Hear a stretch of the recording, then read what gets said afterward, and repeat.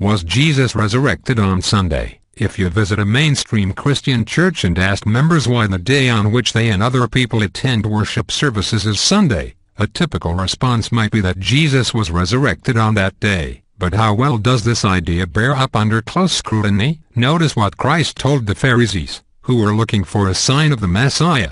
An evil and adulterous generation seeks after a sign, and no sign will be given to it except the sign of the prophet Jonah. For as Jonah was 3 days and 3 nights in the belly of the great fish, so will the Son of Man be 3 days and 3 nights in the heart of the earth. Matthew chapter 12 verses 39 through 40.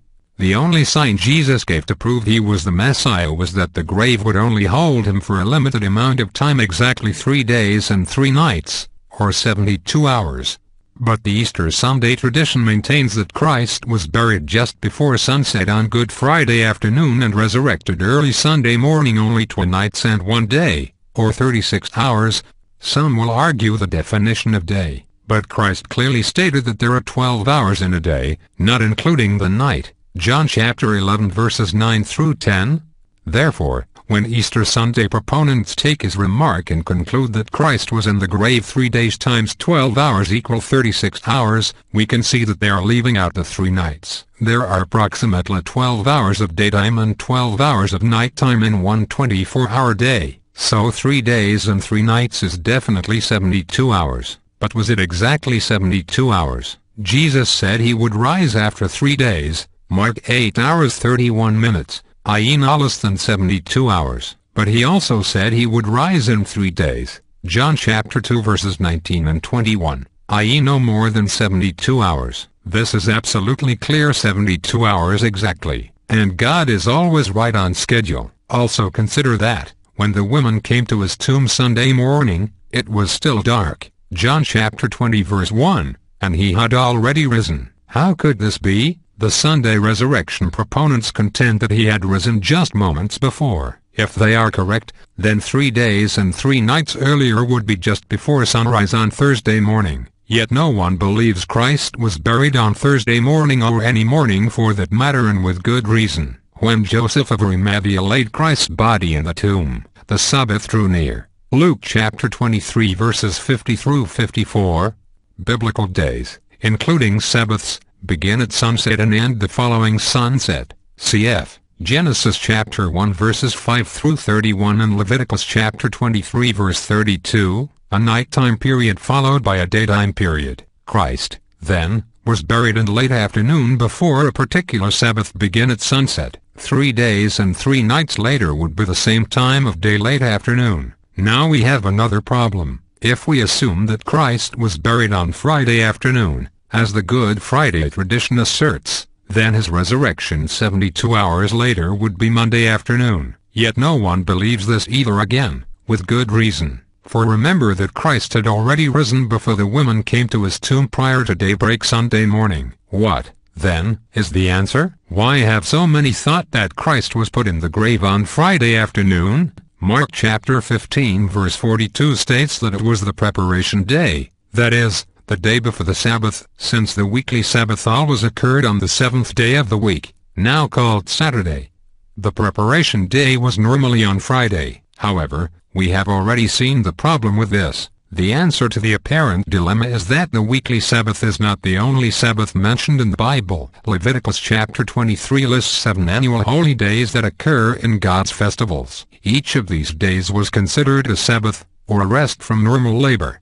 All annual Sabbaths or high days, except Pentecost, fell on particular calendar dates rather than set days of the week. Now the mystery can be solved by reading John chapter 19 verse 31. The Jews wanted to remove the crucifixion victims because it was the preparation day, that the bodies should not remain on the cross on the Sabbath, for that Sabbath was a high day.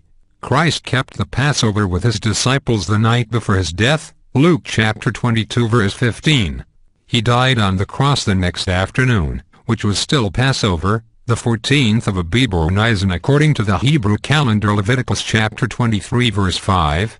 Leviticus chapter 23 verses 6 through 7 reports that the next day, beginning the evening after his crucifixion, was not a weekly Sabbath, but an annual Sabbath, the first day of the Feast of Unleavened Bread. Now put together the facts. It is clear from the Bible that Christ died and was buried on Passover afternoon and that the following day was an annual Sabbath. It is also clear that he was resurrected at the same time of day, late afternoon. But which afternoon? Since the women found him already gone Sunday morning, it would be sensible to conclude that he had been resurrected the previous afternoon on Saturday. This would mean he had been buried 3 days and 3 nights earlier, Wednesday afternoon. It would also mean that Passover, Nisan 13, fell on a Wednesday that year, and, indeed, that is what happened in AD 31, a year that fits the time frame the Bible demands. Scripture also provides further proof that there were 2 Sabbaths that week, an annual and a weekly one. In Mark chapter 15 verse 47, Mary Magdalene and her companion watched Joseph of Arimathea lay Jesus in the tomb near the end of the Passover. The next verse, Mark chapter 16 verse 1, tells us that after the Sabbath, Mary Magdalene and her companions bought spices with which to anoint Christ's dead body. However, Luke chapter 23 verse 56 shows that they prepared the spices before the Sabbath. Naturally, they couldn't have prepared spices before they were even bought. The only explanation that makes sense is that they bought the spices on Friday and prepared them the same day after the annual Sabbath on Thursday and before the weekly Sabbath on Saturday. Then they rested on the weekly Sabbath, at the end of which Jesus was resurrected. The next morning, Sunday, they came to the tomb before sunrise and found him already gone. But some will point out in Mark chapter 16 verse 9, which says, "Now when he rose early on the first day of the week." Yet how can this be? To understand, we should read the verse in the original King James Version and continue further in the sentence. Now when Jesus was risen, opening bracket, the perfect tense is correct here. He was already risen, closing bracket, early the first day of the week. He appeared first to Mary Magdalene. He was not rising on Sunday morning, as we've seen. He rose Saturday right before sundown. So early Sunday morning, he was already risen. Also realize that in the original Greek there was no punctuation. Had the King James translators simply put a comma after the word risen and not after week, this would make complete sense. The centenary translation renders it this way: "Now after his resurrection, early on the first day of the week he appeared first to Mary Magdalene." To conclude, a Sunday morning resurrection could not be the reason for changing the weekly day of worship from Friday night and Saturday day, the 7th day of the week, to Sunday, the first day of the week. But even if Christ were resurrected on Sunday, the first day of the week, why would his disciples who had kept the 7th-day Sabbath with him have abandoned his example of keeping the 10 Commandments and switched to Sunday keeping? And why would they have picked Sunday, a day already associated with pagan sun worship? But the Bible is very clear that Christ was not resurrected on Sunday morning, so this pitiful attempt to change God's law does not hold water. What? You're going to have to get involved with your money. You're not giving the blessing anything to multiply. You're going to have to get involved with your money. It's going to take the involvement of some material. You're going to have to get involved with your money. So $1,000 in the Lord's work. We come to tear your church down and throw your idols to the ground.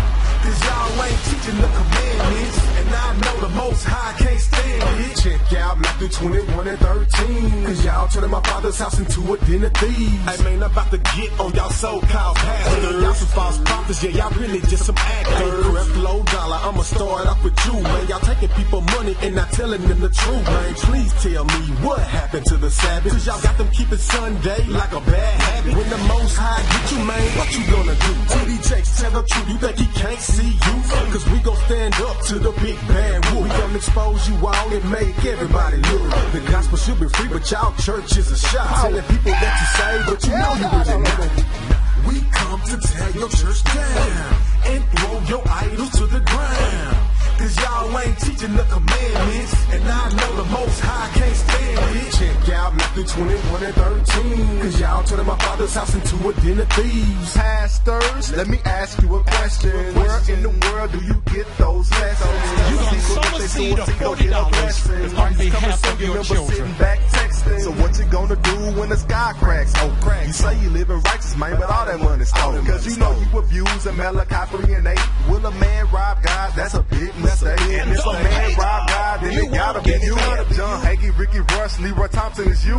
Kenneth Copeland, Benny Hinn, Juanita Bynum is you. Jamal Bryant, George Myers, and all the rest of you. False prophets. We come to tear your church down and throw your idols to the ground. Cause y'all ain't teaching the commandments, and I know the Most High can't stand it. Check out Matthew 21 and 13. Cause y'all turning my father's house into a den of thieves. Kenneth Copeland, You a false prophet. and yeah, Paul Crouch, You a false prophet. Kenneth Hagin, You a false prophet. Mr. Smooth Bobby Jones, You a false prophet. your girl Paula White, You a false prophet. oh yeah, and Craig Lewis, You a false prophet. Money Man Mike Murdoch, You a false prophet. oh yeah, and Rod Parsley, You a false prophet. don't forget Joel Osteen, You a false prophet. your boy Frederick Price, You a false prophet. Pat Robertson, You a false prophet. oh yeah, and Kirk Cameron, You a false prophet. Ray Comfort, You a false prophet. Wayne Jackson, You a false prophet. and Leroy Jenkins, You a false prophet. Jimmy Swagger, You a false prophet. Peter Popoff, You a false prophet. and Eddie Long, You a false prophet. Herman Murray, You a false prophet. Freddie Haynes, You a false prophet. Steve Muncie, You a false prophet. hey, and Marcus Bishop, You a false prophet. Harry Stone, You a false prophet. and Joni Lamb, You a false prophet. Robert Schuller, You a false prophet. and Marcus Lamb, You a false prophet. and Ted Haggard. You a false prophet. Don't forget Kearney Thomas. You a false prophet. Oh yeah, Bernard Jordan. You a false prophet. Oh yeah, and Tony Evans. You a false prophet. Mike Simmons. You a false prophet. Jonathan Carter. You a false prophet. And Charles Ellis. You a false prophet. Jack Van Impe. You a false prophet. And Irvin Baxter. You a false prophet. W.B. Grant. You a false prophet. Hey, you thought it was over? Woody Martin. You a false prophet. Dewey Smith. You a false prophet. Noel Jones. You a false prophet. Mark Chirona. You a false prophet. Jesse Duplantis. You a false prophet. Kim Clement. You a false prophet. Brian Houston. You a false prophet. Rick Warren. You a false prophet. Dale Wade. You a false prophet. Ty Bentley. You a false prophet. Jonathan McKnight. You a false prophet. Jeremiah Wright. You a false